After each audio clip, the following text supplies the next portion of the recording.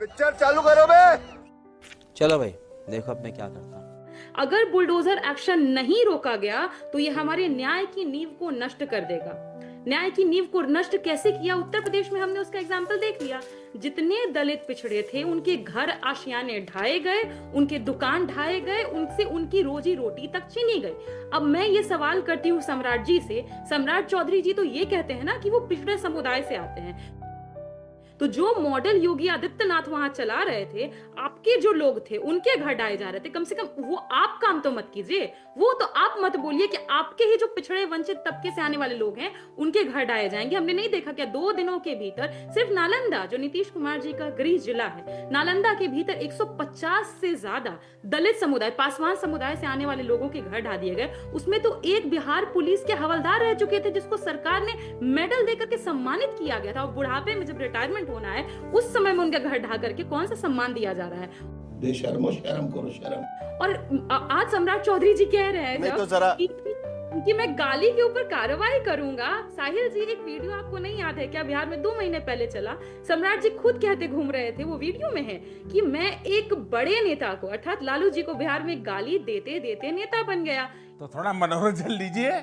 इन्हीं के जो प्रदेश अध्यक्ष दिलीप जी हैं, वो तो कहते हैं कि मेरे पास गालियों की डिक्शनरी है। तो कार्रवाई तो यहाँ से शुरू होनी चाहिए। अगर सोशल मीडिया की भी बात करते हैं, ठीक है। प्रियंका भारती, देखिए बुलडोजर एक्शन 2 अलग अलग तरीके से दिखाई दे रहा है। एक जो अवैध निर्माण है, सरकारी जमीन पर बनाए गए घर है या कब्जा किया गया, उसका अवैध निर्माण तोड़ने की कोशिश हो रही है। कहीं भी अगर अवैध निर्माण था तो 20 सालों से आपको ये नहीं दिखा, और अचानक से आप सारे के सारे मतलब दलितों का, पिछड़ों का घर ढाने लग गए। आप क्या कहना चाह रहे हैं कि जो 150 से ज्यादा पासवान समुदाय के लोगों के घर ढाए गए, सब का सब अवैध निर्माण था?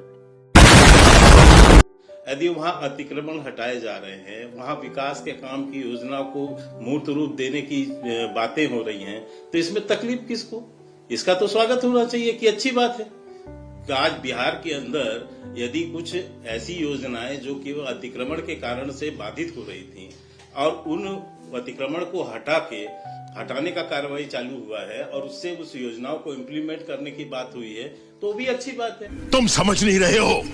सरकार विकास के कामों को मैंने अभी तक शुरू ही नहीं किया वचनबद्ध है।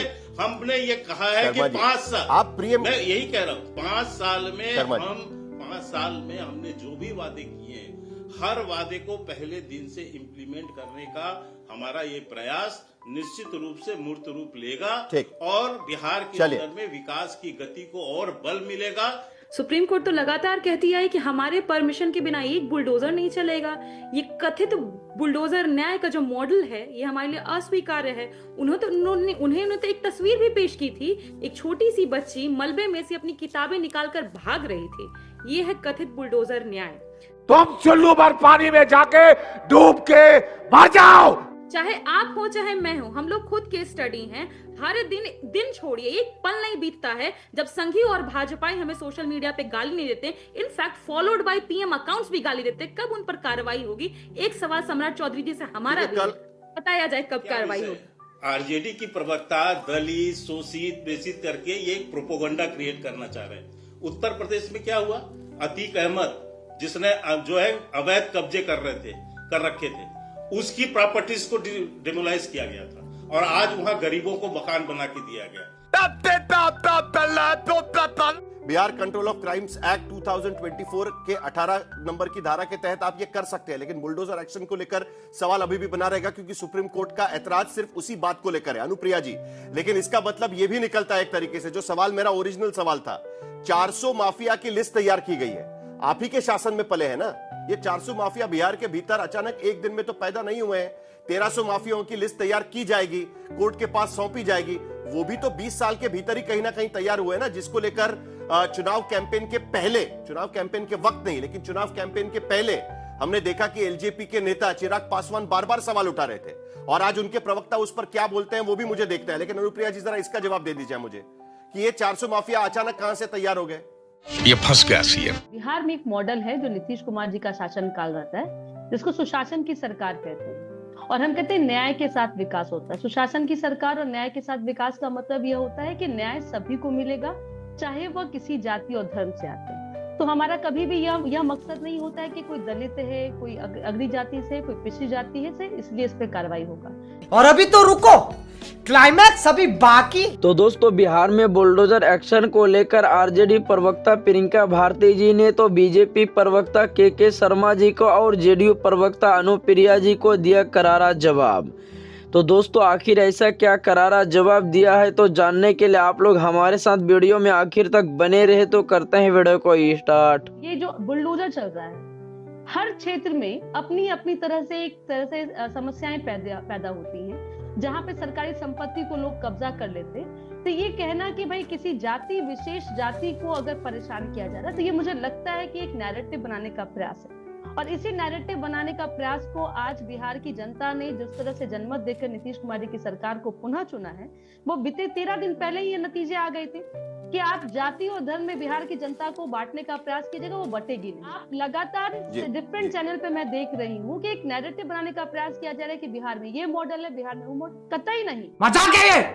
नीतीश कुमार जी का अपना एक मॉडल है और नीतीश कुमार जी के मॉडल पे ही बिहार, क्योंकि आज भी बिहार में मुख्यमंत्री नीतीश कुमार जी हैं और उनके मॉडल नहीं, तो ये बुलडोजर एक्शन भी नीतीश मॉडल माने आप?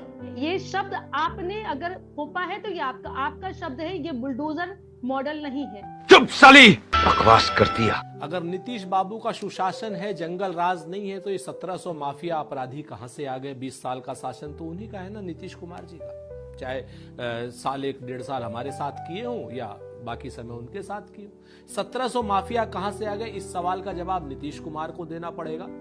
और अगर ये 1700 माफिया नहीं है, तो ये अखबारबाजी जो है, जो सम्राट चौधरी कर रहे हैं, ये आप क्या नाम अखबारबाजी किसके खिलाफ कर रहे हैं? हमारे खिलाफ तो कर नहीं रहे, हम तो दबे कुचले हो गए वैसे ही। आज की डेट में अखबारबाजी कर रहे हैं जनता दल यूनाइटेड के खिलाफ। और आपने अपने ही अपनी शो में देख लिया कि के शर्मा जी कुछ और कह रहे हैं और अनुप्रिया जी कुछ और कह रही हैं। दोनों एक दूसरे के ऊपर प्रत्यक्ष, परोक्ष या अप्रत्यक्ष रूप से हमला करने की कोशिश कर रहे हैं। तो ये तो हो गया बिहार का सुशासन मॉडल। सही पकड़े हैं। भारतीय जनता पार्टी को देखिए सर, कि बाल्यकाल में जिस आदमी के ऊपर हत्या का आरोप लगा हो, उसको गृह मंत्री बना दिया। गृह मंत्री के ऊपर बालकाल में हत्या का आरोप लगा था सम्राट चौधरी के ऊपर। ये मैं नहीं कह रहा हूं, वहां की एफआईआर कह रही है। और दूसरी बात जो मैं आपसे स्पष्ट कहना चाह रहा हूं सर, कि बुलडोजर अगर न्याय का प्रतीक है, साहिल भाई आप तो बड़े एंकर हैं, बुलडोजर अगर न्याय का प्रतीक है तो सुप्रीम कोर्ट इसके खिलाफ क्यों है? आप हमें बता दीजिए। अगर सुप्रीम कोर्ट इसके खिलाफ है तो बुलडोजर न्याय का प्रतीक नहीं हो सकता, नंबर 1। और नंबर 2, अगर बुलडोजर से अपराध शून्यता हो जाती है, बुलडोजर से अपराध खत्म हो जाते हैं, तो उत्तर प्रदेश अपराध शून्य क्यों नहीं हुआ? उत्तर प्रदेश में दलितों को पेशाब पिलाया जाता है, दलितों के प्रति एट्रोसिटीज में उत्तर प्रदेश नंबर 1 है। तुम चुल्लू भर पानी में जाके डूब के मर जाओ। महिलाओं के प्रति एट्रोसिटीज में उत्तर प्रदेश नंबर 1 है। बिहार में महिलाओं के प्रति एट्रोसिटीज में बिहार नंबर 2 है। और दलितों के प्रति अपराध में बिहार नंबर 2 है। अपहरण में नंबर 1 है। अगर बुलडोजर न्याय का प्रतीक है तो सुप्रीम कोर्ट खिलाफ क्यों? और बुलडोजर अगर अपराध शून्यता का प्रतीक है तो उत्तर प्रदेश में सबसे ज्यादा अपराध क्यों? इस बात का जवाब तो भारतीय जनता पार्टी से लेना ही पड़ेगा आपको। इतना छोटा पहले कभी नहीं हुआ होगा। तो दोस्तों, जैसे कि आप लोगों ने देखा कि बिहार की बुलडोजर एक्शन को लेकर कांग्रेस प्रवक्ता सुरेंद्र राजपूत जी ने बीजेपी प्रवक्ता के शर्मा जी को जो जवाब दिया है, तो आप सभी को क्या लगता है कि कांग्रेस प्रवक्ता सुरेंद्र राजपूत जी ने सही जवाब दिया है? अगर आप सभी को लगता है कि सुरेंद्र राजपूत जी ने सही जवाब दिया है, तो आप लोग अपना प्रतिक्रिया कमेंट बॉक्स में दीजिएगा। और हाँ, अभी तक अगर आप लोग चैनल को सब्सक्राइब नहीं किए हैं तो चैनल को सब्सक्राइब कर लीजिए। तो फिर मिलते हैं किसी अगले वीडियो में, तब तक के लिए बाय बाय।